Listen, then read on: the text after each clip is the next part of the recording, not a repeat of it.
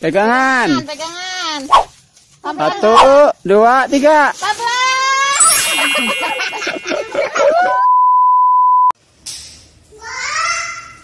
Assalamualaikum warahmatullahi wabarakatuh. Salam Brahpokado. Salam para pecinta alpukat Nusantara. Salam para petani Indonesia. Oke teman-teman, pada kesempatan kali ini saya akan kembali sharing atau tepatnya menjawab pertanyaan dari salah satu teman kita yang ada di kolom komentar.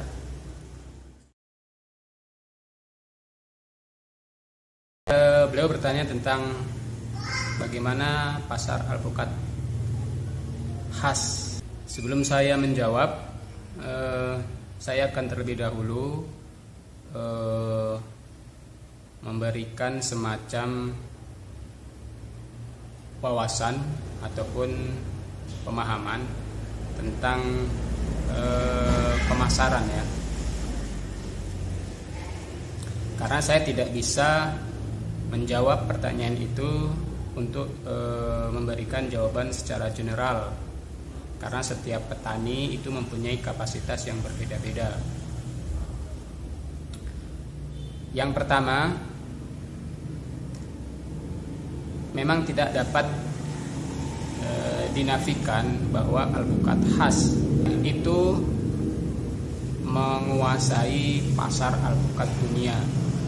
Itu 90% lebih alpukat yang ada di seluruh dunia ini itu dikuasai oleh jenis khas yang berasal dari Meksiko.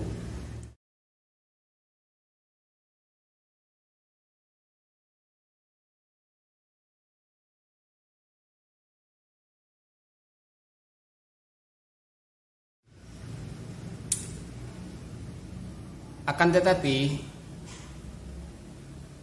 kita juga harus menyesuaikan dengan kemampuan kita ya.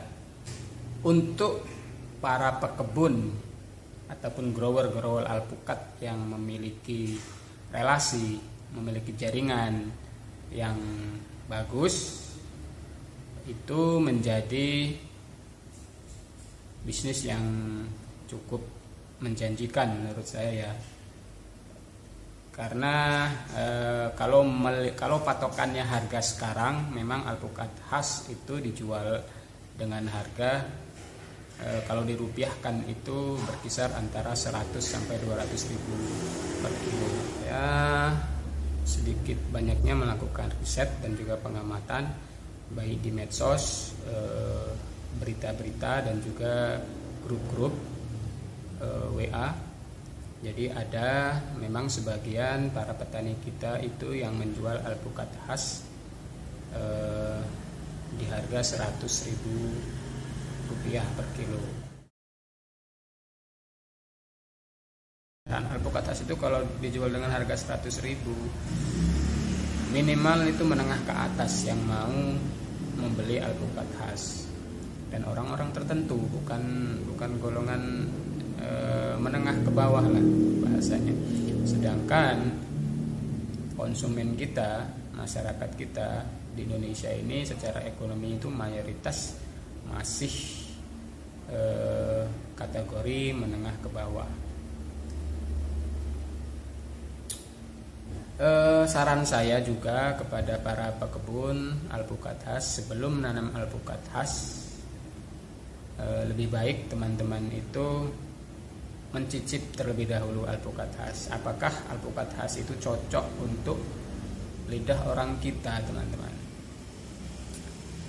Kalau teman-teman hanya mendapatkan informasi dari YouTube, dari beberapa pekebun yang mengatakan alpukat khas itu enak segala macamnya, kalau teman-teman belum cicip tahu rasanya, jangan sekali-kali teman mengebunkan alpukat khas untuk skala besar ya, skala banyak. Itu namanya ya masih gambling. Itu kita menanam sesuatu yang belum kita ketahui rasanya seperti apa. Nah, untuk petani-petani ataupun pekebun-pekebun yang secara finansial itu kurang mendukung, itu harus dipikirkan matang-matang tentang pemasarannya. Jadi menurut saya sesuaikanlah kemampuan dengan masukan ataupun pengaruh dari orang lain, teman-teman. Tidak menafikan bahwa memang harga alpukat khas itu tinggi untuk pasar dunia. Akan tetapi jika kemampuan kita itu hanya mampu menjual alpukat itu di pasar tradisional, tengkulak, ataupun konsumen, jika pasar yang ingin teman-teman itu garap adalah pasar tradisional, apa keinginan dari pasar itu mengenai kriteria alpukat yang diinginkan? Sebagai contoh, kemarin saya survei ke pasar tradisional. Pasar itu menerima alpukat yang pertama yang dinilai adalah kulitnya yang glowing. Kemudian petikannya tua, jadi jangan terlalu muda. Size-nya itu yang sekilo 1 ataupun sekilo 2. Jadi seperti itu gambarannya. Kalau ke tengkulak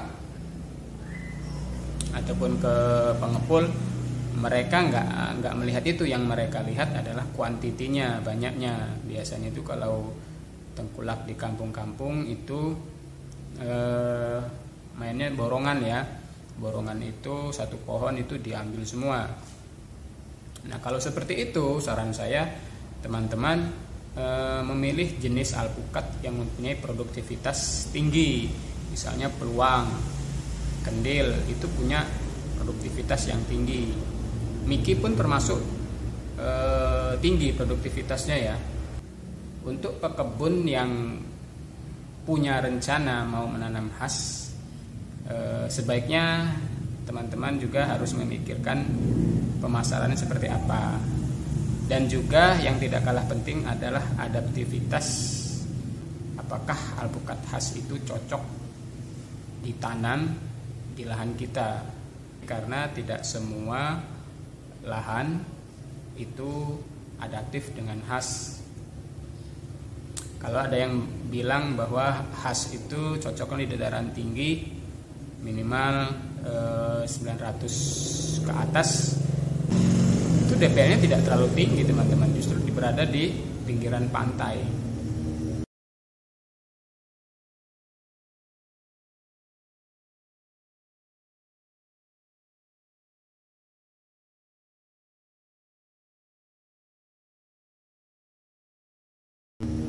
Jadi DPL itu nggak terlalu berpengaruh menurut saya ya untuk jenis khas. Justru yang lebih berpengaruh adalah temperaturnya atau suhunya. Dan yang kedua masalah teknologi dan juga kemampuan memanage, mengurus dunia perkebunan. Dan untuk standar kita itu bisa dikatakan minim sekali teman-teman, pengetahuan kita tentang alpukat. Standar-standar yang harus kita penuhi untuk menanam alpukat khas. Itu nanti teman-teman harus dipertimbangkan semacam itu untuk alpukat khas. Kemudian apakah alpukat lokal itu tidak bagus? Ya menurut saya alpukat lokal itu masih bagus teman-teman. Oleh karenanya itu teman-teman itu perlu survei pasar. Jadi survei pasar itu bukan sesuatu hal yang dilakukan oleh orang besar ya. Para petani-petani kecil seperti kita ini pun perlu kita melakukan survei pasar. Cobalah sebelum teman-teman itu melakukan penanaman, kalian itu survei pasar. Jadi yang pertama itu kalian harus menentukan pasar mana yang ingin teman-teman incar. Saya pribadi itu memilih ke konsumen langsung. Jadi yang saya rencanakan atau yang saya planningkan itu adalah mempersiapkan alpukat dengan kualitas rasa. Nah, berkaitan dengan rasa itu kan selera orang berbeda-beda. kalau memang konsumen yang ingin teman-teman garap, maka teman-teman juga perlu mengetahui selera konsumen itu seperti apa. Oke teman-teman, itulah sharing santai kita tentang pasar alpukat khas. Apapun pilihan alpukat yang akan Anda tanam, semuanya tergantung kepada usaha, doa, dan juga kemampuan Anda untuk berhasil dalam pertanian. Oke, tetap semangat berkebun. Salam dari Lampung, salam Avocado.